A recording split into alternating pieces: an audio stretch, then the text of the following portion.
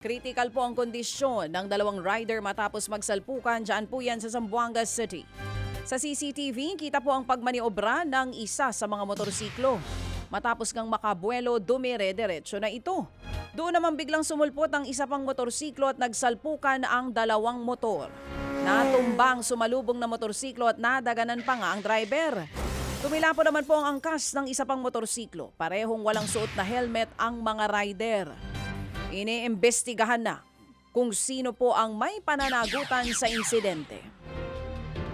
Nakita na po ang bangkang naiulat na lumubog matapos namang tamaan ng buhawi sa karagatang sako po ng bayan ng Quezon, Palawan. Ayon sa mga nakakita, una nilang inakala na isa lamang itong maliit na bangka.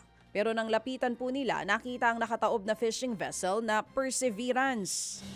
Una pong nasagip ang dalawang mangingisdang sakay po ng bangka. Patuloy namang hinahanap ang dalawang iba pa. Samantala, arestado ang isang albularyo sa Cavite.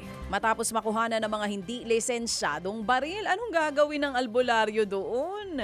Pinuntahan nga ng mga pulis ang bahay ng albularyo matapos makatanggap ng mga reklamo mula po sa mga residente. Nakakarinig daw sila ng mga putok ng baril mula po sa bakura nito. Kumpiskado mula sa suspect ang 3 baril at mga bala.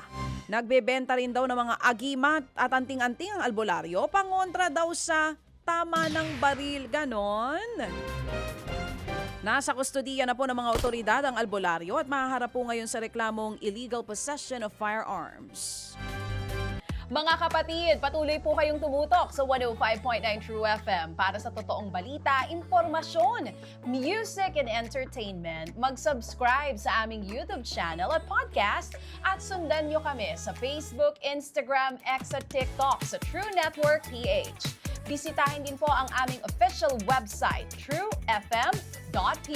At panoorin din kami sa True TV Signal, Channel 19. Kami po ang 105.9 True FM. Laging true sa'yo, kapatid.